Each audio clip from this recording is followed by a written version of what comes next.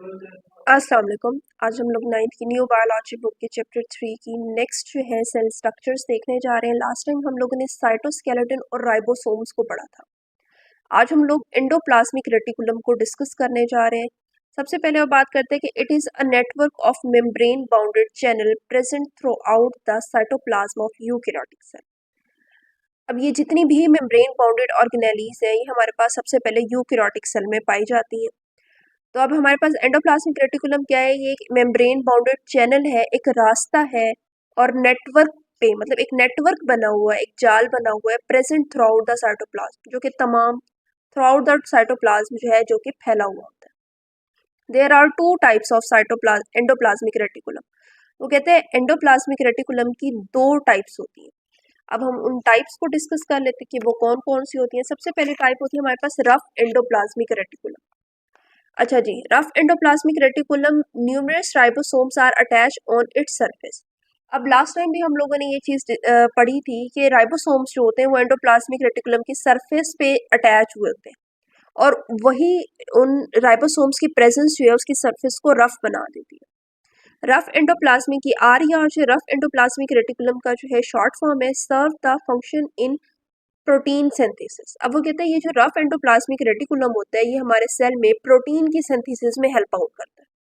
अब यहाँ पर हमारे पास जो है ये स्ट्रक्चर दिया हुआ है एंडोप्लाज्मिक रेटिकुलम का, जिसमें हमारे पास हम रफ और स्मूथ दोनों का स्ट्रक्चर देख सकते हैं। यहाँ पे हमारे पास इसकी सरफेस पे जो है ये डॉट डॉट बनाए हुए हैं, ये प्रेजेंस ऑफ राइबोसोम्स, ये राइबोसोम्स है। ठीक है, ये न्यूक्लियर में, ये न्यूक्लियस के साथ जो होता है अटैच होता है, न्यूक्लियर मेम्ब्रेन है। उसके बाद ये हमारे पास न्यूक्लियर मेम्ब्रेन के साथ रफ एंडोप्लाज्मिक रेटिकुलम मौजूद होते हैं और एंड पे जो है स्मूथ एंडोप्लाज्मिक रेटिकुलम जो होता है वो मौजूद होता है। तो यहाँ पे इसकी सरफेस पे क्योंकि राइबोसोम्स मौजूद हैं तो ये इसकी सरफेस को रफ बना रहे हैं। और ये राइबोसोम्स क्योंकि प्रोटीन सिंथेसिस में हेल्प आउट करते हैं, इस वजह से यहाँ पे वो बात करते हैं कि रफ एंडोप्लाज्मिक रेटिकुलम जो होता है वो प्रोटीन सिंथेसिस में एक फंक्शन के तौर पर एक काम करता है। तो यहाँ पर क्या होता है कि जो मैसेज आ रहा होता है न्यूक्लियस से, वो ही राइबोसोम्स जो है उसके हिसाब से जो है प्रोटीन्स तैयार कर रही होती है। नेक्स्ट आ जाते हैं हमारे पास smooth endoplasmic reticulum. It lack ribosome. अब यहाँ पे इसके नाम से ही पता है क्योंकि इसकी सरफेस जो स्मूथ है यहाँ पर राइबोसोम्स जो है वो मौजूद नहीं होंगे।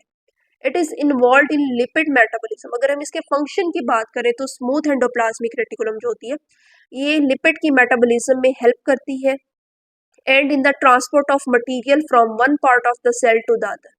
और ये मटेरियल्स की सेल के एक हिस्से से दूसरे हिस्से में जो है ट्रांसपोर्ट में भी मदद देती है।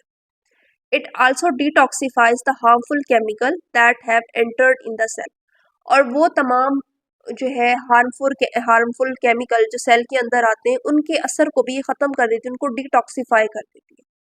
इन मसल सेल्स में the SCR smooth endoplasmic reticulum is also involve in contraction process. हमारे मसल सेल्स जो होते हैं वो कंट्रैक्ट और रिलैक्स होते हैं, तो उनकी कॉन्ट्रैक्शन के प्रोसेस में जो है ये स्मूथ एंडोप्लाज्मिक रेटिकुलम जो होती है उसमें हेल्प करती है। तो ये हमारे पास स्मूथ और रफ एंडोप्लाज्मिक रेटिकुलम की जो है वो इमेज भी दी हुई है, फिगर दी हुई है। नेक्स्ट हमारे पास टॉपिक आ जाता है गोल्जी ऑपरेटर्स। इन 1898 1988 में an Italian physician Camillo Golgi discovered a set of flattened sac in the cytoplasm. अब वो कहते हैं 1898 में एक फिजिशियन था जिसका नाम कैमिलो गोल्जी था, उसने फ्लैटेंड चिपटे हुए थैलियां नुमा जो है वो स्ट्रक्चर्स जो है साइटोप्लाज्म के अंदर देखे, उनको डिस्कवर किया। दीज फ्लैटेंड सैक्स, ये चिपटी हुई थैलियां कॉल्ड क्रिस्टी सिस्टरनी, इनको जो है सिस्टरनी का नाम दिया गया। They are stacked over each other. अब ये क्या थी? ये जो थैलियां थी, चिपटी हुई थैलियां, ये एक दूसरे के ऊपर रखी हुई थी, इस तरह से ढेर बने हुए थे इन चिपटी हुई थैलियों के, जिनको सिस्टरनी कहा गया। And make a structure known as Golgi apparatus. और ये इस पूरे जो पूरा स्ट्रक्चर बना हुआ था, इस पूरे स्ट्रक्चर को जो है गोल्जी ऑपरेटर्स का नाम दिया गया। It is found in the both plant and animal cell.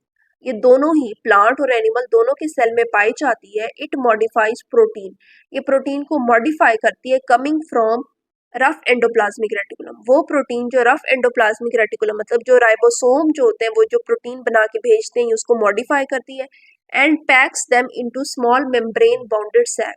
और फिर क्या करती है, उनको छोटे छोटे थैलियों में, ये जो जैसे बनी हुई है, इनमें जो है पैक कर देती है, मतलब प्रोटीन की पैकिंग का काम करती है। वो प्रोटीन जो रफ एंडोप्लाज्मिक रेटिकुलम पे मौजूद राइबोसोम सिंथेसाइज करती हैं, वो इसके पास आती हैं और ये उनको जो है पैक करती है। सैक्स कार्ड गोल्जी वेसिकल्स, और उन थैलियों को जो है गोल्जी वेसिकल्स का नाम दिया जाता है। These sacs are kept in cell. इन जो है सैक्स को, इन थैलियों को सेल के अंदर रखा जाता है और आर ट्रांसपोर्टेड, या इसको ट्रांसपोर्ट कर दिया जाता है to exterior in the form of secretion. Secretion के फॉर्म में जो है इसको सेल से बाहर भेज दिया जाता है।